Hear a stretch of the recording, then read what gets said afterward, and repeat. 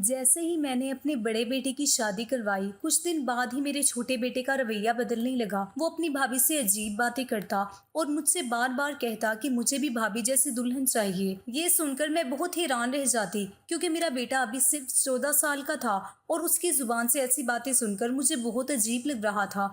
घर में कुछ और भी अजीब हरकतें हो रही थी। जब से मेरी बहू इस घर में आई थी, मेरे दोनों बेटे ही बदल गए थे। मुझे समझ नहीं आ रहा था कि मैं क्या करूं। फिर मेरी नौकरानी ने एक ऐसी बात बताई कि मेरे कदमों तले से जमीन खिसक गई। मैं तो अपने छोटे बेटे के कमरे की तरफ भागी। जब दरवाजा खोलकर अंदर दाखिल हुई ही थी कि सामने का मंजर देखकर मेरी रूह फना हो गई। मैं जमीन पर ही बैठ गई और अपना सर पकड़ लिया, क्योंकि वहां पर मेरे बेटे ने एक मेरा नाम कौसर है। अल्लाह ने मुझे दो बेटे दिए थे जो बहुत ही खूबसूरत थे। मेरा बड़ा बेटा हमारी पूरी फैमिली को संभालता था। हम सब एक ही घर में रहते थे।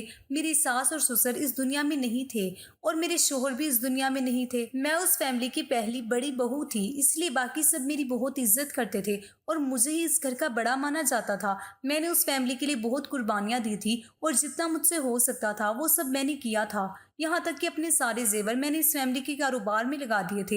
इसी तरह सारा कारोबार मेरा बेटा संभालता था। वो बहुत ही संजीदा इंसान था।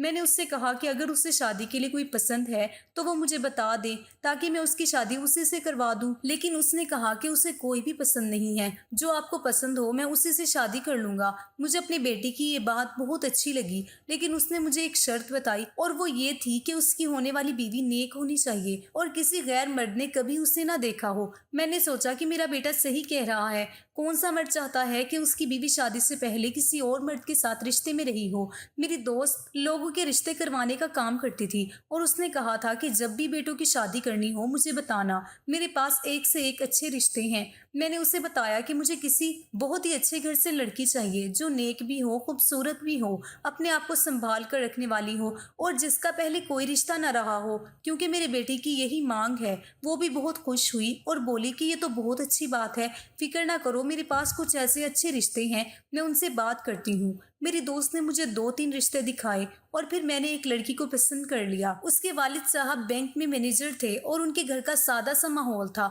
बहुत ही सादे लोग थे। लड़की भी बहुत ही खूबसूरत थी और खामोश सी रहती थी। मुझे अच्छा लगा कि चलो ज्यादा बातूनी लड़की नहीं होगी, वरना वैसे भी सर खाएगी।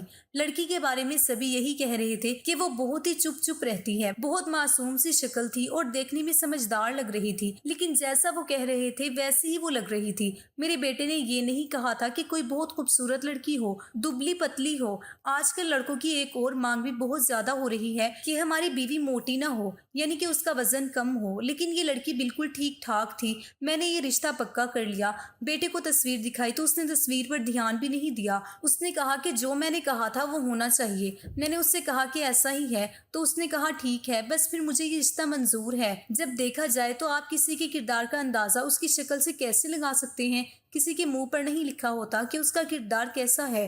कोई अच्छा हो तो ये भी नहीं पता चलता और कोई बुरा हो तो ये भी पता नहीं चलता, जब तक आपका उससे सामना नहीं होता।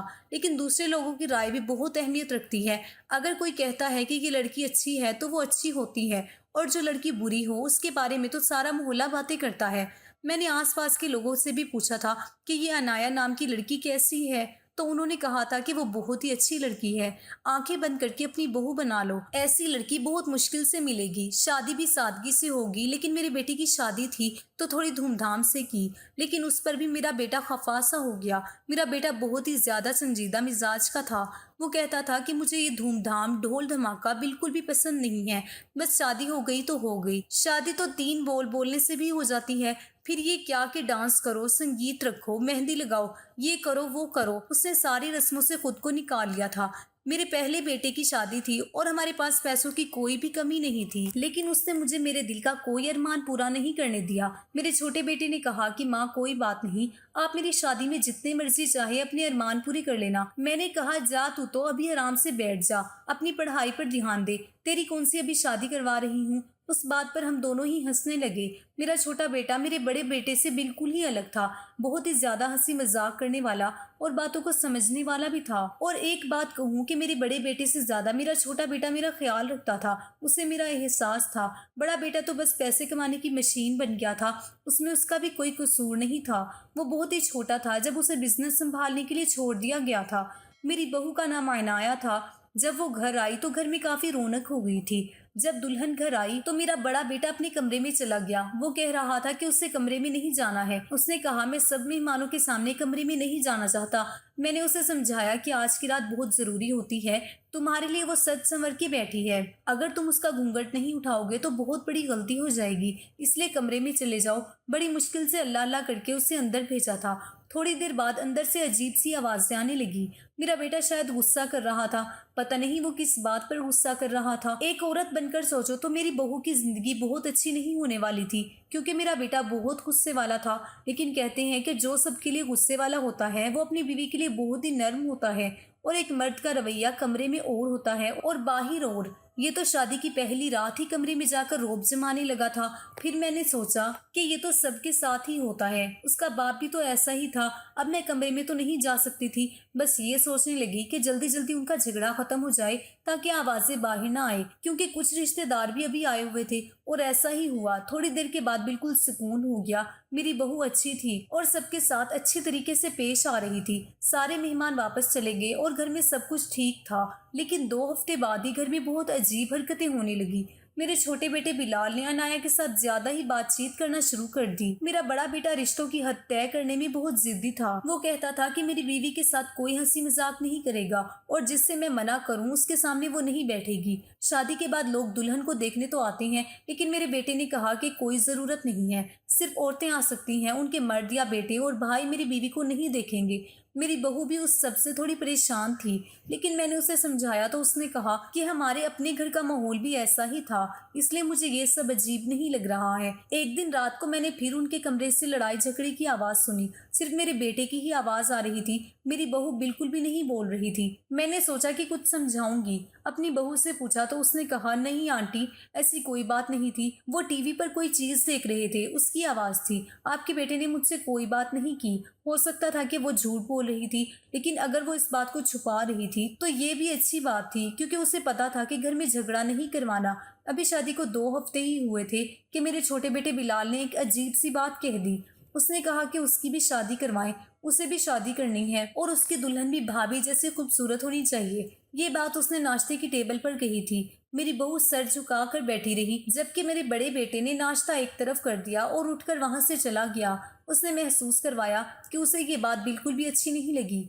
मैंने अपने छोटे बेटे से कहा कि इस तरह की बातें नहीं करते, अभी तुम्हारी उम्र ही क्या है। शाम को मेरे बड़े बेटे ने मुझसे कहा कि अगर दोबारा उसने इस तरह की कोई बात की तो ये मुझसे थप्पड़ खाएगा। मैंने उससे कहा कि ऐसा नहीं कहते, छोटे भाई पर हाथ उठाओगे। तो कहने लगा, इतना ही छोटा है तो बड़ी बड़ी बातें क्यों कर रहा है, और आज के बाद ये भी मेरी बीवी के आसपास मुझे नजर नहीं आए। मैंने अपने बेटे की आंखों में बहुत गुस्सा देखा था कि ऐसा भी क्या हो गया था। ऐसा कैसे हो सकता था कि एक ही घर में 2 लोग रहते हों और वो एक दूसरे के सामने नहीं आए। हम सब लोग एक साथ बैठकर नाश्ता करते थे। दोपहर के वक्त मेरा बेटा नहीं होता था, रात का खाना भी हम लोग एक साथ बैठकर खाते थे। अब मैं क्या अपने छोटे बेटे को खाना भी अलग से देती? क्यों वो कोई जानवर था जिसका खाना अलग से डाल देती? क्या उसे एक छोटा सा मजाक करने की भी इजाजत नहीं थी? मेरे बेटे के अंदर ये चीज कहाँ से आई थी मुझे नहीं पता, क्योंकि उसने अपने बाप को तो कभी भी इस तरह की कोई बात करते हुए नहीं देखा था, और वो काफी छोटा था जब मेरा शोहर इस दुनिया से चला गया। फिर उसके दिल में ये बात क्यों बैठ गई कि औरत पर नजर रखो, उस पर पाबंदियां लगाओ? क्योंकि अगर देखा जाए तो अनाया कोई इतनी भी ज्यादा खूबसूरत नहीं थी कि उसको देखकर कोई भी पागल हो जाता। बस ठीक ठाक थी, दुबली पतली थी, इसलिए अच्छी लगती थी। बहू को आए हुए अभी 3 हफ्ते भी नहीं हुए थे कि मेरे बेटे ने मुझे मेरे सामने खड़ा कर दिया। मुझे तो अपनी बहू पर ही गुस्सा आ रहा था। ऐसा भी क्या जादू चला दिया था उसने मेरे बेटे पर कि वो उसका दीवाना हो गया था। लेकिन जब मैं अपनी बहू को देखती तो मुझे वो बहुत उदास लगती थी, हर वक्त अपने चेहरे पर मेकअप किए रखती थी। मैंने उससे कहा कि ठीक है, शुरू शुरू के दिनों में मेकअप करते हैं, लेकिन जब मैं तुम्हें देखने आई थी तो तुम बिल्कुल सादी सी थी और मुझे सादी ही ज्यादा प्यारी लगी थी। अब मेकअप करना छोड़ दो, वैसे भी मेरे बेटे को पसंद नहीं है। मेरी बहू ने कहा, उन्होंने ही मुझे कहा है, वरना मुझे भी मेकअप करना कुछ खास पसंद नहीं है। औरत का सजना संवरना अच्छी बात है, वो अपने शोहर के लिए रोज सजे सवरे उसमें कोई मसला नहीं है। लेकिन इस घर में उसका एक जवान देवर भी था। ऐसे में चेहरे पर इतना ज़्यादा मेकअप लगाकर फिरना कोई अच्छी बात नहीं थी। लेकिन अगर मेरा बेटा हर छोटी बात को नोट करता था तो अपनी बीवी को ये क्यों नहीं कहता था कि तुम इतना मेकअप लगाकर तैयार होकर मत घूमा करो। तो वो कह रही थी कि ये सब करने के लिए आपके बेटे ने ही कहा है। अजीब बात है, मेरा बेटा तो शादी के बाद बिल्कुल बदल गया था। जो चीज़ें उसे पसंद नहीं थी अब वो भी अच्छी लगने लगी थी। वरना वो तो हमें बातें सुनाया करता था कि मेकअप करके अपनी असली शक्ल छुपा लेती हैं और मेकअप करके दूसरे मर्दों को दिखाने की कोशिश करती हैं।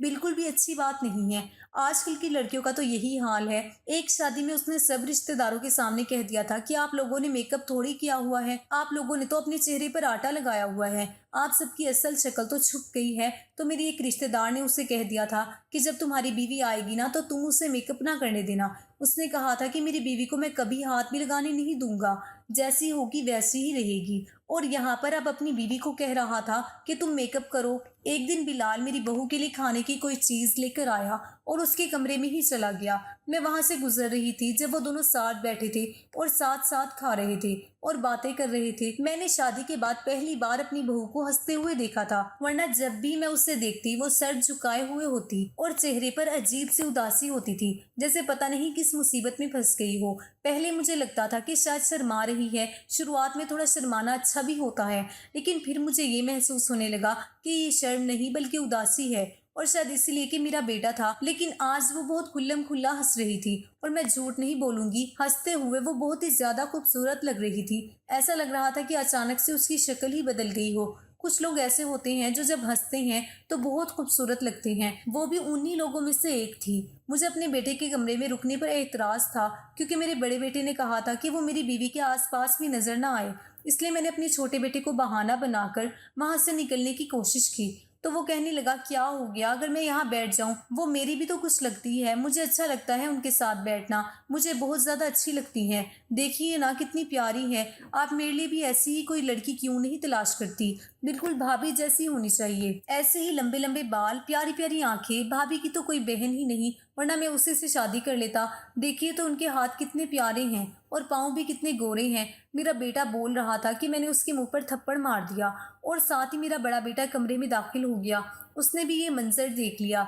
मेरी बहू ने फौरन सर पर दुपट्टा ठीक किया और एक तरफ को घिसक गई। मेरे छोटे बेटे ने मुझे हैरान होकर देखा और वहां से रोता हुआ चला गया। मैं बाहर निकली तो मेरा बड़ा बेटा भी पीछे आ गया और कहने लगा ये मेरे कमरे में क्या कर रहा था और आपने इसके मुंह पर थप्पड़ क्यों मारा। मैंने कहा कोई बात बुरी लगी थी तो मार दिया, अब तुम उसके पीछे मत पड़ जाना। पहले मैंने उस बेचारे को थप्पड़ मारा है। मेरा छोटा बेटा सिर्फ 6 महीने का था जब उसका बाप इस दुनिया से चला गया। तब से लेकर आज तक मैंने उसे बहुत प्यार से पाला था। मैं ये नहीं चाहती थी कि वो ये सोचे कि उसका बाप होता तो शायद उसे ज्यादा प्यार करता और उसे अपने बाप की कमी महसूस होती। मैंने उस पर कभी हाथ नहीं उठाया था, मजाक में भी नहीं। और आज तो मैंने उसके मुंह पर थप्पड़ मार दिया क्योंकि वो जिस तरह से अपनी भाभी के बारे में बोल रहा था, मुझे ऐसा लग रहा था कि उसने बहुत ही गौर से देखा है अनाया को। और फिर ये सारी बातें अगर मेरे बेटे ने सुन ली होती तो वो एक थप्पड़ नहीं 10 थप्पड़ मार देता। इसलिए मैंने उसके मुंह पर जल्दी जल्दी थप्पड़ मारा कि वो जल्दी बस बाहर निकल जाए और बात खत्म हो जाए। और फिर वही हुआ। 2 मिनट बाद मेरा बड़ा बेटा आ गया। अगर वो थोड़ी देर पहले आ जाता तो उस घर में जंग हो जाती। मेरे बड़े बेटे ने कहा इतना भी बेचारा नहीं है वो। मुझे याद नहीं था कि मैंने आखिरी दफ़ा अपने बच्चों पर कब हाथ उठाया था। मैं बहुत शर्मिंदा और परेशान थी। मुझे अपने छोटे बेटे को ये कहने की ज़रूरत नहीं थी कि मैंने तुम पर हाथ उठाया तो मैं बहुत शर्मिंदा हूँ। लेकिन अजीब बात ये थी कि वो भी मुझसे माफ़ी मांगने के लिए नहीं आया। उससे अपने किए पर कोई शर्मिंदगी नहीं थी। मेरे बड़े बेटे की आदत थी कि वो रात को दूध का गिलास पीकर ही सोता था और अब से ये जिम्मेदारी उसकी बीवी की थी। मैंने देखा कि वो रोज़ किचन में मेरे बेटे के लिए दूध गर्म करने के लिए जाती थी, तो मुझे ये देखकर अच्छा लगता था कि बहू मेरे बेटे का ख्याल रख रही है, क्योंकि ये सारे काम उसी के थे।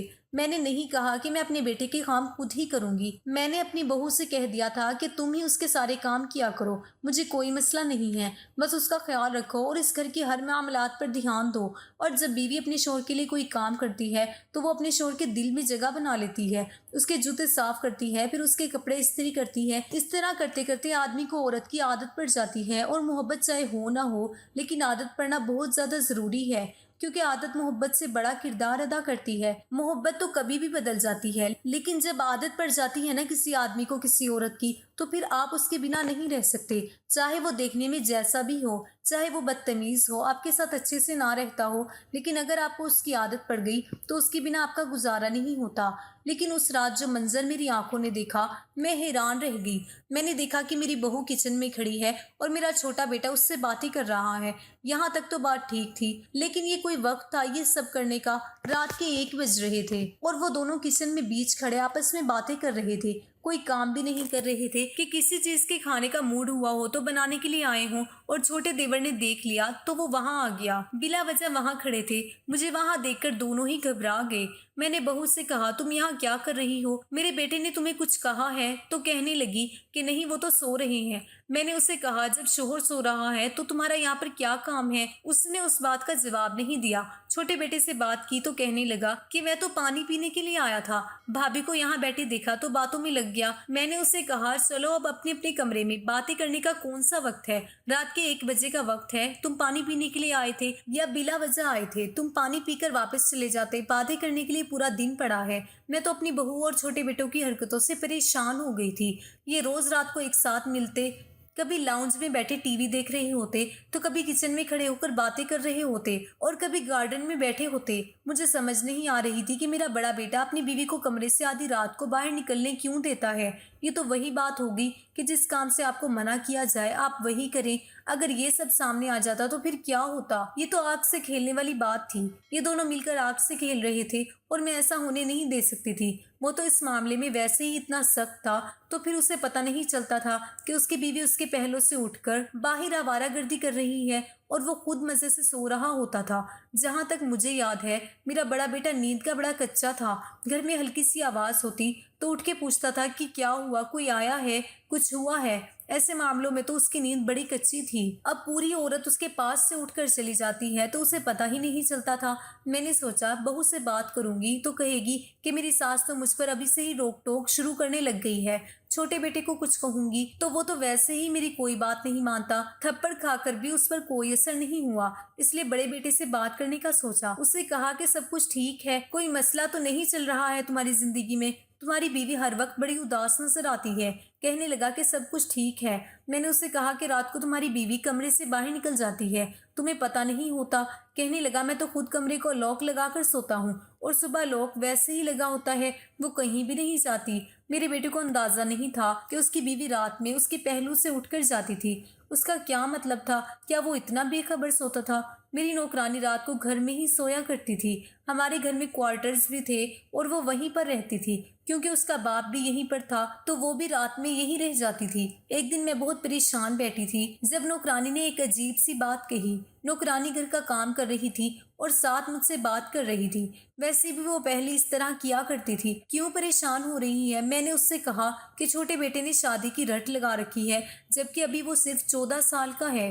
कहता है कि जैसे बड़े भाई की शादी करवाई है, मेरी भी शादी करवा दो। बीबी जी, आप तो उनकी शादी करवा ही दें। ये बात सुनकर मैं हैरान हुई और मैंने उससे कहा कि तुम ये सब क्यों कह रही हो? इस बात से तुम्हारा क्या मतलब है कि शादी करवा ही दें? क्या तुम्हें नहीं पता कि वो सिर्फ 14 साल का है? भला किसी 14 साल की लड़की की शादी होती है जो सिर्फ स्कूल में पढ़ता हो, कोई काम भी ना करता हो? वो तो अभी बच्चा है। नौकरानी ने कहा, आप शादी करवा दें, नहीं तो आप पछताएंगी। उसने एक और बात कह दी और वहां से चली गई। मैं हैरान और परेशान रह गई। कहते हैं आग होती है तो धुआं उठता है। मेरी नौकरानी ने इससे पहले तो ऐसी कभी कोई बात नहीं की थी और उसकी ऐसी आदत भी नहीं थी। फिर उसने इतनी बड़ी बात इतनी आसानी से कैसी कह दी? जरूर दाल में कुछ काला था। जल्दी शादी उन लोगों की करवाई जाती है जो ठीक नहीं होते या उनके उल्टे सीधे काम होते हैं, लेकिन मेरा बिलाल तो ऐसा नहीं था। एक दिन रात को नींद नहीं आ रही थी तो इधर उधर टहलना शुरू कर दिया। सोच रही थी कि आज भी मेरी बहू और छोटा बेटा कहीं बैठकर बातें कर रही होंगे,